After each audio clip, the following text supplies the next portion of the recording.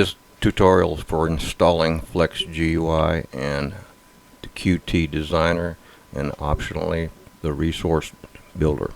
So we'll go to gnipsel.com, which is my website, and I'm going to scroll down to Flex GUI to open the documents. And I'm going to go to installing. I'm going to get the latest deb, right click, open in another tab. We're going to click on that, download it. Now that it's downloaded, I'm going to go to the directory that we sent it to. I'm going to right click, select open with GDebi. We're going to click install. We've got to add our password. And it's installing, and it's done.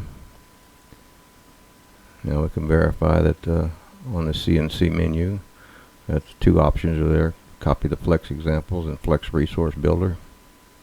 So we know it got installed. So next, I'm going to go down to Qt Designer in the Flex GUI. I'm going to copy that line, go back to our terminal, right click and paste, press enter,